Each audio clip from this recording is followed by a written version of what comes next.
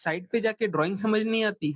Interview में जब पूछा जाता है explain house construction from drawing, तो आप ब्लैंक हो जाते हो और आपको खुद पे डाउट आने लगता है कि मैंने सिविल इंजीनियरिंग पास आउट किया या मजाक किया।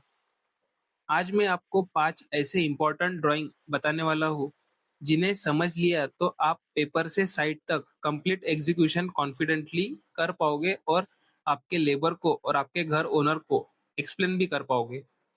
और ये सब कंसेप्ट हो गए एज पर IS 456 2000, जो हर सिविल इंजीनियर को रीड करते आना चाहिए और समझने भी आना चाहिए। अभी हम शॉर्ट में जान लेते हैं सीक्वेंस हमारे इस वीडियो का क्या रहने वाला है। देखिए, सबसे पहले हम डिस्कस करने वाले हैं आर्किटेक्चरल प्लान। उसके बाद में सेकंड नंबर पे आता है हमारा लेआउट प्लान।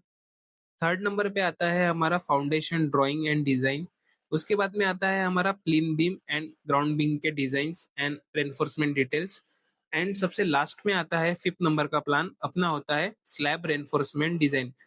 ये सब हम डिस्कस करने वाले हैं 5 ड्राइंग्स। इसके बारे में मैं आपको कंप्लीट डिटेल इंफॉर्मेशन देने वाला हूँ और हर स्टेप में मैं आपको बताने वाला हूँ ड्राइंग में क्या होता है, साइट पे कैसे एग्जीक्यूट किया जाता है, हमें जो ड्राइंग मिलता है वो। उसके बाद में मैं इम्पोर्टेंट IAS कोड के पॉइंट्स भी आपको बताने वाला हूँ और लास्ट में मैं आपको इंटरव्यू क्वेश्चंस भी बताने वाला हूँ जिसके कारण आप आपका इंटरव्यू इजीली क्रैक कर सकते हो। तो चलिए देखते हैं साथ में इस वीडियो को। तो अभी हम डिस्कस करने वाले हैं वन बाय वन हमारे 5 प्लानों को। उसमें सबसे पहले हमारा प्लान आता है ऑटोकैड 2D प्लान और आर्किटेक्चरल प्लान। इसमें मैं आपको लाइव प्रोजेक्ट के बारे में दिखाने वाला हूँ। हम एक कॉलेज का कंस्ट्रक्शन कर रहे हैं, तो उसके रिलेटेड जो भी हमने कंस्ट्रक्शन वर्क स्टार्ट किया था सबसे पहले ड्राइंग से लेके सबसे आखिरी वाले ड्राइंग तक, वो सब ड्राइंग्स मैं आपको दिखाने वाला हूँ। तो उसमें से सबसे पहली हमारी जो ड्राइंग है वो है ऑटोकैड 2D प्लानिंग। सबसे पहले ड्राइंग होता है आर्किटेक्चरल प्लान, यानी यही सबसे पहले आपका प्रोजेक्ट का ड्राइंग होता है। इसमें क्या होता है वो जान लेते हैं। इसमें आपको सभी रूम के डायमेंशंस मिलते हैं, वॉल थिकनेस मिलती है, डोर एंड विंडोज के लोकेशन ये मिल जाते हैं। इसमें हम एक्यूरेट साइजेस भी प्रोवाइड करते हैं जो कि आपके डिजाइनिंग में आपको काम आती है। इंपॉर्टेंट चीज ध्यान में ये रखनी होता है कि ये सिर्फ प्लानिंग के लिए होता है, इसमें कोई भी रेनफोर्समेंट डिटेल आपको दिया गया नहीं है। तो चलिए हम इसे डिटेल में देखते हैं। देखिए दोस्तों, ये हमारे ही कंपनी का प्रोजेक्ट है जो हम G+2 high school building construct कर रहे हैं। ये फरवरी 2026 का प्रोजेक्ट है, हमारा लेटेस्ट प्रोजेक्ट चल रहा है, अभी ऑनगोइंग है। इसमें देखिए, जैसे कि आप देख पा रहे होगे, ये एक एरिया है जिसकी लेंथ और विड्थ आपकी आ जाती है 10 मीटर बाय 15.41 मीटर्स में। और यहाँ पे हमें स्कूल कंस्ट्रक्ट करना था G+2 के लिए। तो यहाँ पर आप देख सकते हो हमने कॉलम पोजीशंस मार्क किए हुए हैं, स्टेयरकेस का डायमेंशंस और स्टेयरकेस की लोकेशन हमने मार्क की हुई है।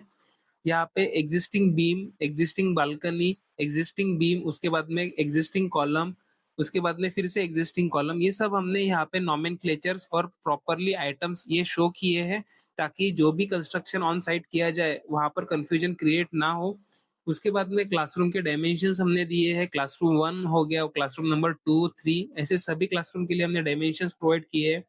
उसके बाद में बाउंड्री वॉल से हमने 1 मीटर का 1 फुट का हमने डिस्टेंस छोड़ा है जो कि अपना साइड डिस्टेंस हो जाता है। साइड में हम पैसेज रखते हैं ताकि हम अच्छे तरीके से मूवमेंट कर सके और हमारा क्लीनिंग पर्पज ये सॉल्व हो सके। और हमारे जो भी पाइपलाइंस वगैरह रहते हैं वो उसी कॉर्नर से निकलते हैं, इसीलिए हमें सर्विस के लिए थोड़ा पैसेज छोड़ना पड़ता है। आगे में आपने स्टेयरकेस भी देखा होगा, स्टेयरकेस भी हमने लोकेट किया है और एग्जिस्टिंग गेट भी है। तो ये सब आर्किटेक्चरल ड्राइंग से या ऑटोकैड के ड्राइंग से ये आपको इजीली पता चल जाता है और आपको हेल्प होती है कि हमारा बिल्डिंग कैसा दिखने वाला है और हमें हमारा बिल्डिंग कैसा डिजाइन करना चाहिए। अभी हम बात करने वाले हैं हमारे सेकंड नंबर की प्लान के बारे में, जो कि हो जाता है हमारा सेंटर लाइन प्लान और लेआउट प्लान। जो प्लान आपने अभी फाइनल किया है फर्स्ट स्टेप में यानी फर्स्ट ड्राइंग में, उसको अभी आपको ग्राउंड पे लेके आना है। अभी तक आपने जो भी प्लान देखा रहेगा वो प्लान खाली पेपर पे देखा रहेगा, अभी आपको उसे ड्राइंग पे मार्किंग आउट करना है। तो with the help of centre line plan आपको कॉलम के सेंटर से जो सेंटर मिलता है ग्रिड फॉर्म करके, इसे हम ग्रिड प्लान भी कहते हैं क्योंकि हमें column two column centre line ये पास करना पड़ता है और हमें जो सेंटर पॉइंट मिलता है उसके हेल्प से हम हमारे कॉलम की पोजीशंस ये प्लेस करते हैं ऑन ग्राउंड। तो इस ड्राइंग में जैसे मैंने आपको बताया है कि सबसे पहले हम ये पूरे ड्राइंग को ग्रिड फॉर्म में डिवाइड कर लेते हैं और एक्स वाई एक्सिस पर हम इसे वर्कआउट करते हैं। तो जैसे कि आप देख रहे होंगे x0, x1, x2, x3, x4 ऐसे अलग-अलग x डायरेक्शन में हमारे सेंटर लाइन गए हुए हैं कॉलम के सेंटर से, और वैसे ही हमारे y एक्सिस पे y0, y1, y2, y3, y4 up to y6 ये गए हुए हैं y डायरेक्शन में। तो इस तरीके से क्या होता है कि आपको आपके सेंटर के पॉइंट्स मिल जाते हैं और उसका हर डायमेंशंस आपको मिल जाता है। जैसे कि C16 और C17 में का जो डिस्टेंस है यहाँ पे इजीली क्लियरली ऊपर में दिखा है 3.68 मीटर्स। ऐसे ही आप हर कॉलम के बीच का सेंटर ये निकाल सकते हो और आप कॉलम को अच्छी तरीके से प्लेस कर सकते हो ऑन ग्राउंड पे। तो इस तरीके से अगर आपने आपका घर का प्लानिंग किया है तो कभी भी आपका घर सेंटर लाइन से आउट नहीं होगा और आपका घर ये 101% 90 डिग्री में कंस्ट्रक्ट होने वाला है।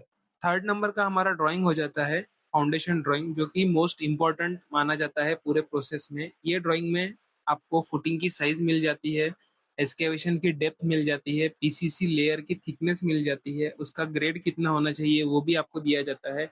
साथ ही साथ आपको रेनफोर्समेंट डिटेल भी ये बता देते हैं, और बीबीएस जिसे हम बार बेंडिंग शेड्यूल कहते हैं, और हर सिविल इंजीनियर को ये बीबीएस रीड करते आना भी चाहिए और बीबीएस के बारे में पता होना चाहिए कि कैसे इसे बनाया जाता है। तो इसके बारे में अगर आपको सेपरेट वीडियो चाहिए रहेंगी तो आप कमेंट में बीबीएस टाइप कर सकते हो, मैं अगली वीडियो इस पर जरूर लेके आऊंगा।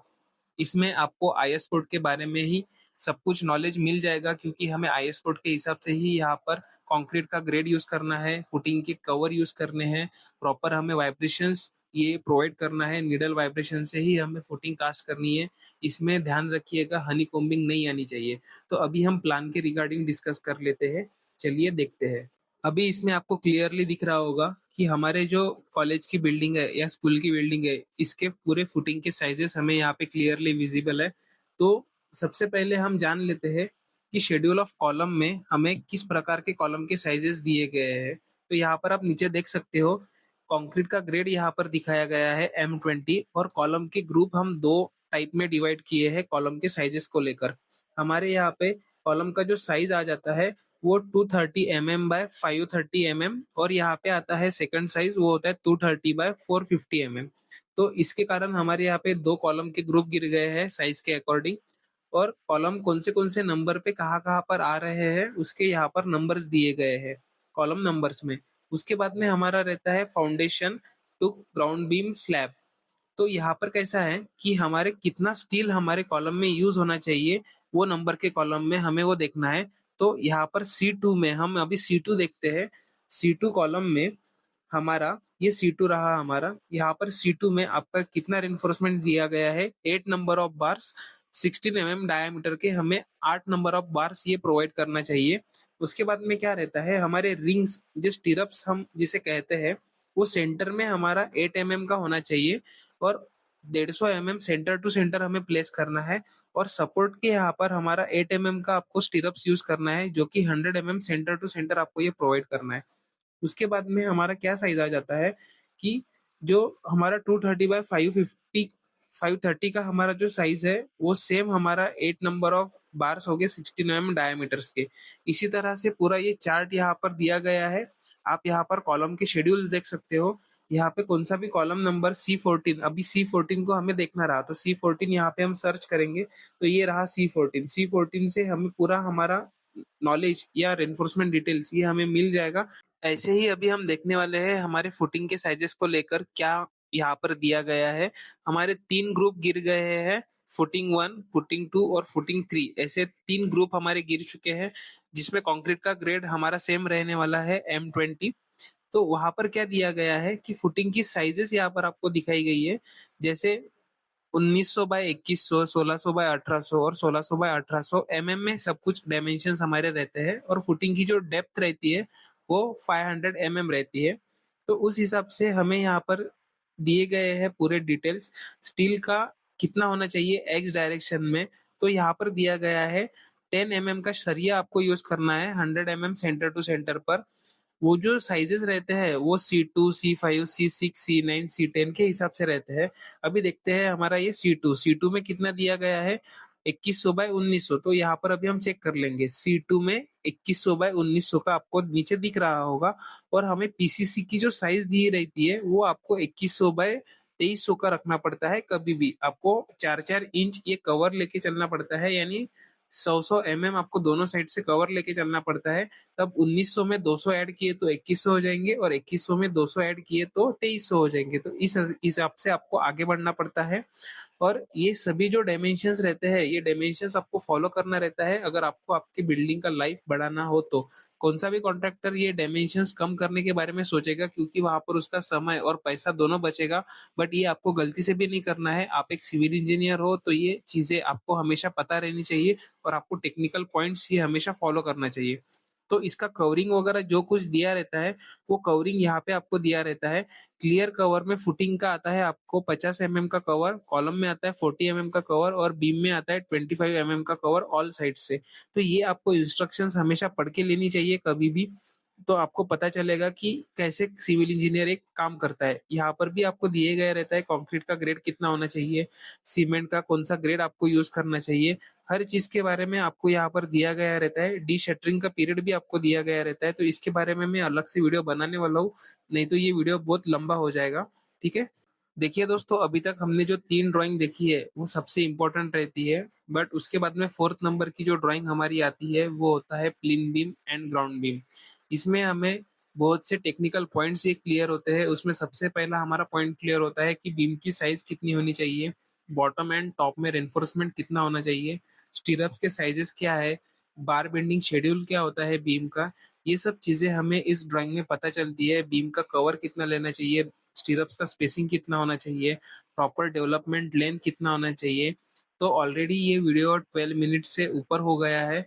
मुझे इसे और ज़्यादा बड़ा नहीं बनाने का है, नहीं तो आप बोर हो जाओगे। तो इसके आगे आने वाले वीडियोस में मैं आपको ये ड्राइंग के सब कुछ पार्ट्स एक्सप्लेन करने वाला हूँ। तो आप हमारे चैनल को सब्सक्राइब करके रख सकते हो। प्लीन बीम के बारे में मैं तो पूरा डिटेल्ड एक सेपरेट वीडियो बनाने वाला हूँ। हर ड्राइंग पे एक सेपरेट अलग से वीडियो बन सकता है, तो वो वीडियो मैं ज़रूर बनाने वाला हूँ। तो आप तब तक मुझे क्वेश्चंस पूछ सकते हो ये कमेंट सेक्शन में। और नेक्स्ट ड्राइंग जो हमारा रहता है वो होता है हमारे स्लैब का ड्राइंग। स्लैब के ड्राइंग में हम टोटल डिस्कस करने वाले हैं वन वे स्लैब कौन सा होता है, टू वे स्लैब कौन सा होता है, स्लैब का थिकनेस कितना होना चाहिए, मेन बार कैसे डिसाइड किए जाते हैं, डिस्ट्रीब्यूशन बार्स कैसे डिसाइड किए जाते हैं, स्पेसिंग एंड बीबीएस के बारे में भी हम डिस्कस करने वाले हैं। वन वे और टू में बहुत ज़्यादा कन्फ्यूजन होता है स्टूडेंट्स लोगों को, वो भी हम डिस्कस करने वाले हैं। तो सभी चीज़ें हम वन बाय वन डिस्कस करने वाले हैं आगे आने वाले वीडियोस में। तो दोस्तों, हर कोई चाहता है सिविल इंजीनियरिंग सेक्टर में अपनी सैलरी अच्छी खासी हो जाए, हमें जल्दी से जॉब लग जाए, हमें फ्रेशर से एक्सपीरियंस का टैग मिल जाए।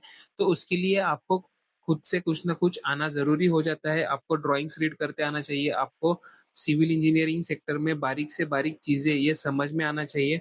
तभी आप एक अच्छे इंजीनियर बन सकते हो, और आप अच्छी पोजीशंस पे आपका जॉब ले सकते हो, और अच्छा पैकेज ये आप अचीव कर सकते हो। और कौन से भी इंटरव्यू में आप कंप्लीट 101% सभी क्वेश्चंस के आंसर ये दे सकते हो। तो उसके लिए आपको हमारे चैनल को सब्सक्राइब करके रखना पड़ेगा, क्योंकि हम हमारे वीडियोस में हमेशा ही स्टूडेंट्स के लिए कुछ ना कुछ इंफॉर्मेटिव वीडियोस ये लाते रहते हैं, और आपको अवेयर करते रहते हैं, और आपको करियर कैसा ग्रो करना चाहिए और आपको कौन सी दिक्कतें आती है, सभी चीज़ों के बारे में हम आपसे डिस्कस करते रहते हैं हमारे वीडियो के माध्यम से।